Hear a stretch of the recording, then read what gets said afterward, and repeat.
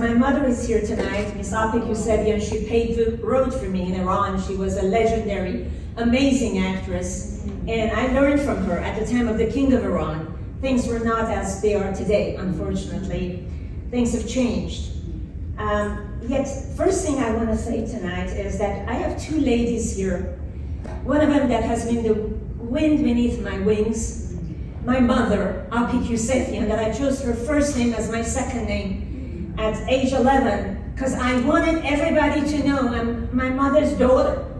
So, I'm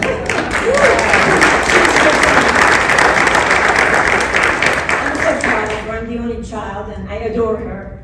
And also tonight, a wonderful friend is with us. She's a legend in Hollywood, Diane Baker.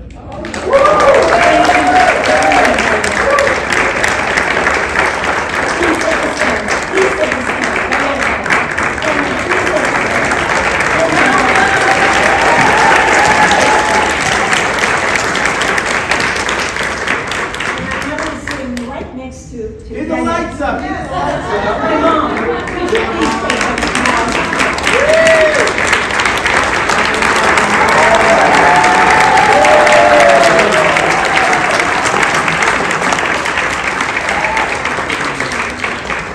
Wow, what an evening.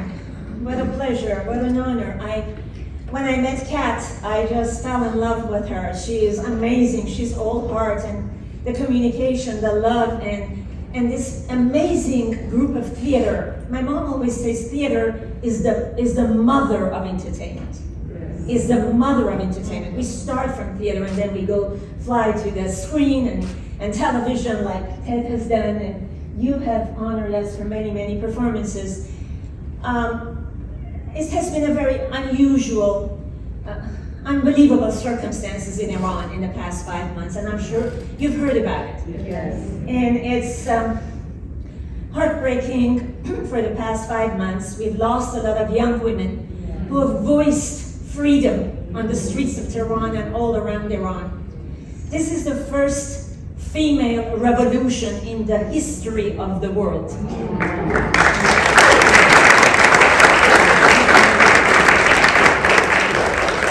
4 decades of atrocities. Myself being in the United States for 42 years after the revolution and trying to find my way, try to voice them in any which way I could. And now I see that the young generation is out there with full power and they don't care anymore. They have a totalitarian government and they want them out. They want democracy, they want freedom. That's right. And they have to be voiced. I believe each of us as women and men, we're responsible to support them, to voice them, and make sure that they find the democracy they deserve. I spent 4 decades of my life doing this, via television, theater, and cinema. So tonight, I see appropriate this amazing award, not just from my mom and women like Diane, but this award goes to the women in Iran, and I dedicate it to the people of Iran.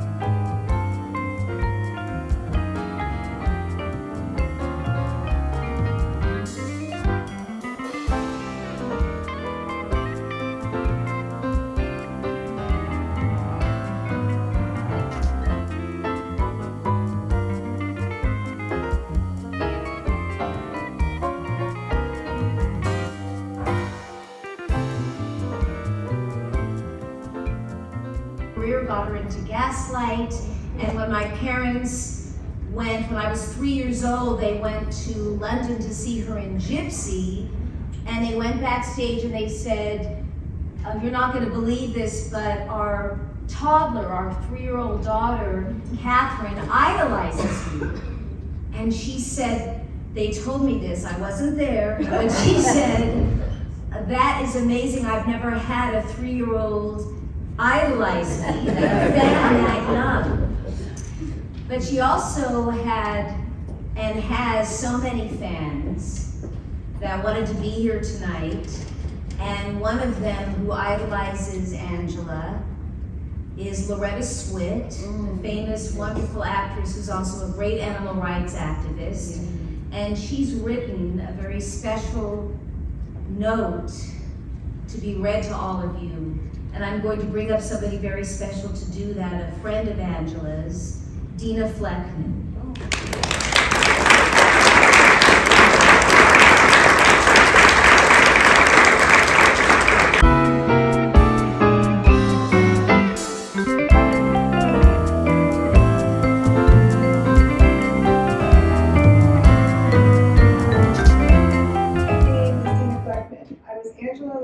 Assistant for 20 years, and I knew her my entire life. I cherished every minute that I worked with her. I miss her dearly every day. She would be so honored that she's receiving the special Infinity Award. Her family will cherish this beautiful award, and I thank you on their behalf. The wonderful Loretta Swit was scheduled to accept the award in Angela's honor, and sadly she can't be here with us tonight to celebrate. She sent her remarks along for me to read to all of you. Angela very often described her career as having 3 phases. Let me try to honor each phase, and please indulge me by adding a 4th.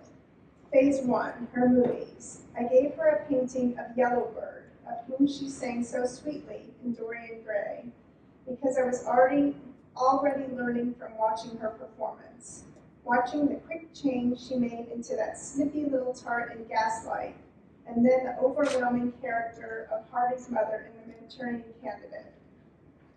Phase 2, the theater.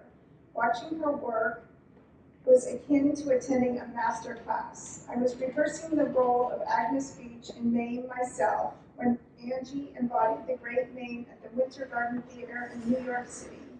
Gene Sachs, our director, told us we could watch the show as we needed to confirm the blocking and rehearsal days' work. I could not take my eyes off of that golden, sequin-clad, dazzling Mame. I left without taking a note about the blocking. I went back the next night and the next. In every performance, Angela taught me about creative, emotional energy in the best way possible, by example. The next phase of her phenomenal career was, of course, television and Murder, She Wrote, which gave me the opportunity to work with her. At one point, with one of her shy smiles, she whispered to me, "I love what you're doing." I couldn't believe it. Her humility dwarfed her amazing talent. The 4th phase, I've asked you to indulge me, her humanity. My dear friend Madeline Rue, a beautiful actress and a beautiful woman, was stricken with MS and confined to a wheelchair. Whenever a roll called for a judge, a receptionist, or a teacher behind a desk in Murder, She Wrote, Angela would always ask for Madeline. There are so many such stories I could share.